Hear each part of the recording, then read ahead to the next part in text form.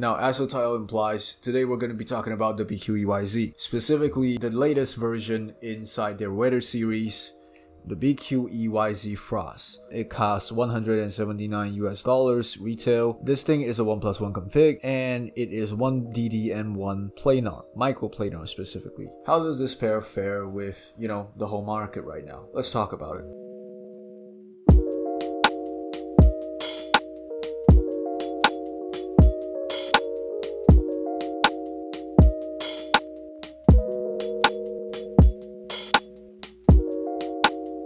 As always, before we begin, thank you to the people who made this possible.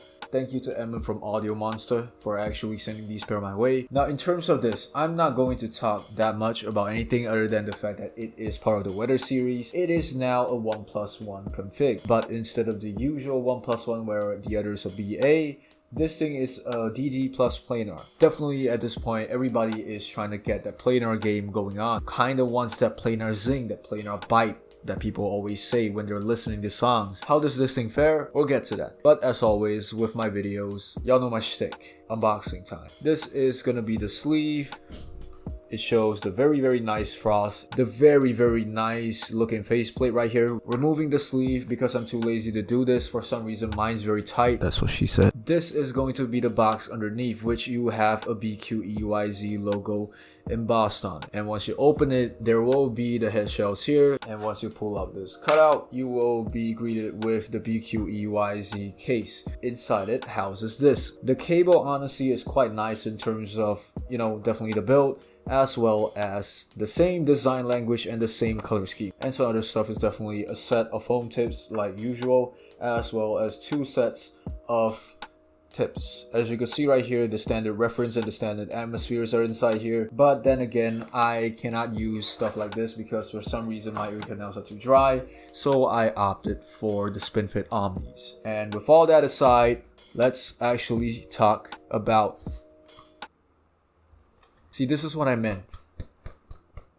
It's tight, man. It is hella tight, like she said. Now, in terms of the sound, the sources that I use might actually have a very big difference. This is the first big asterisk in terms of using the BQEYZ Frost with a DAC. So when I tried this for the first time, it sounds a little bit off. The synergy between the Kensei and the BQEYZ is so off that at first I really thought something was wrong. Like, how could you sell this for such an absurd amount of price when it doesn't even compete with something along the lines of a $20 IEM?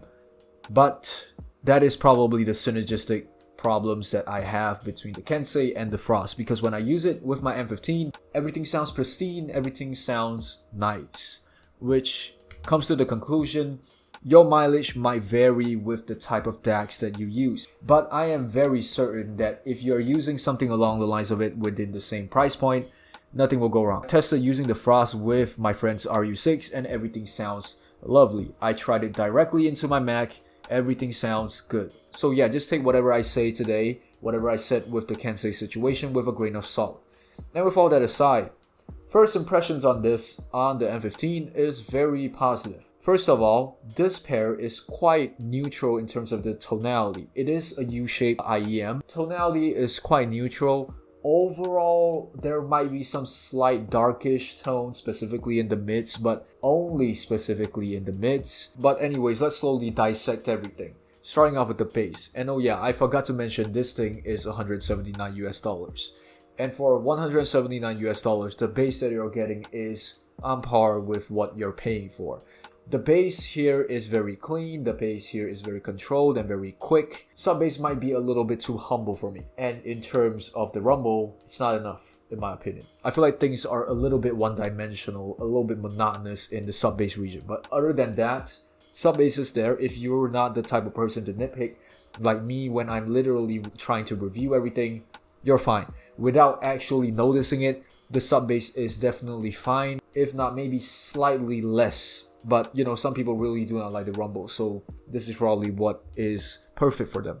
Going out to the lower mids and the mids, everything sounds a little bit more rounded. Everything is definitely a little bit more elevated, a little bit more punchy. Boominess is quite prevalent in terms of kick drums. And when I say boominess, it's not bloating.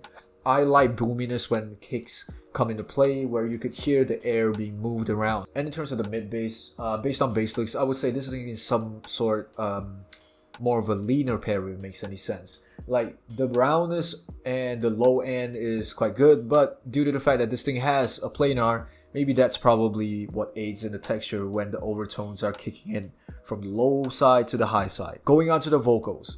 Vocals on this pair are quite clean. In any sense, it is overall having a very crispy type of nature. Maybe again might be due to the planar's overtones. But yeah, that's it. Male vocals have slightly more body than female vocals. That's the only difference that I could find. And again, tonality, as always, is neutral, but there might be some slight hints of darkness, if it makes any sense. It's not always, but occasional darkness. But like I say, I am trying to review this thing in the most nitpicky way possible. That, when I say about darkness, is already quite nitpicky. Other than that, everything sounds quite good. And going on to the instruments, this is where I like to say something. It's good, but it sounds safe, if it makes any sense. Like, instruments in the mids are quite good, but there's nothing that wows me. There's no specific things that wow me on the first 5 minutes of listening. But after like the second track, the third track, the fourth track, I started to know this one specific pattern. Anything that has strings sounds very much more dynamic than anything else. You can feel like strings, specifically guitars, violins, stuff like those flow a little bit better and weave through all of those sounds a little bit more livelier. Synths are fine, pianos are fine, trumpets are fine, but you get what I mean. Things don't sound that I would say soulful. But other than that, like I say, this thing is quite a safe pair in terms of the mids. Everything is good, everything is correct. Overall, you can't really follow anything. But anyways, going on to the treble, not really much I could say about this. Upper mids and high definitely have a very, very good amount of airiness to it, a very, very good amount of treble extension to it.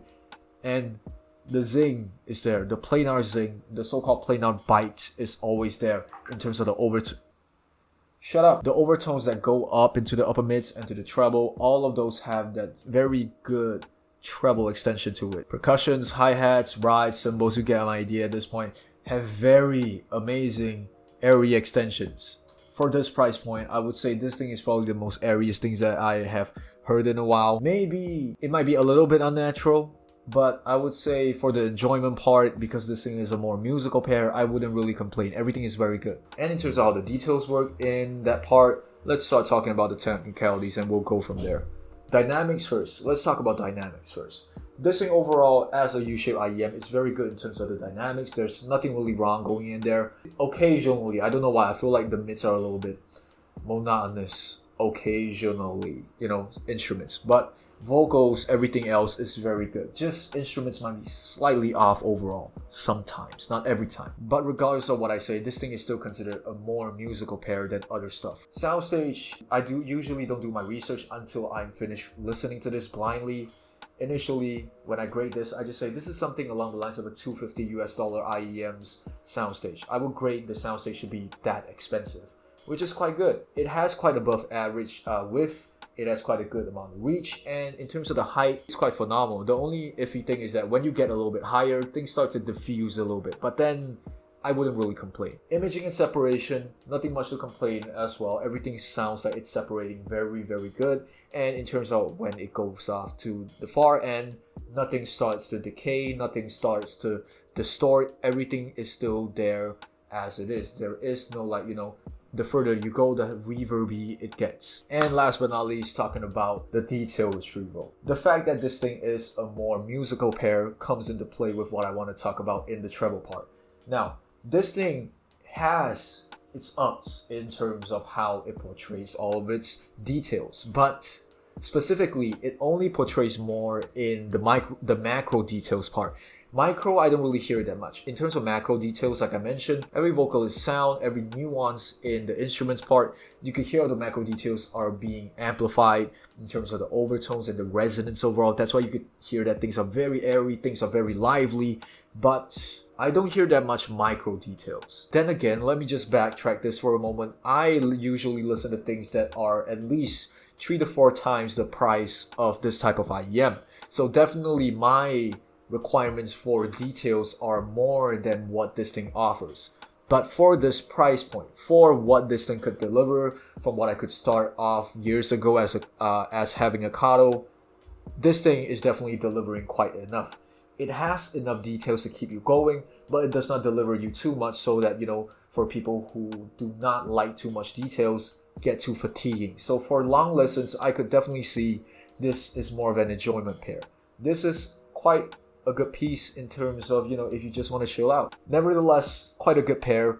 In terms of how this whole thing works, I personally think that it is quite a good pair for R&B. It's quite a good pair for hip hop. But if you're listening specifically to stuff like, let's say, Ryuichi Sakamoto, something along the lines of, the orchestra piece, your mileage may vary, I'll say that much. And anyways, that is probably it for this video. Thank you for watching, and I'll see you guys in the next one. Have a good day.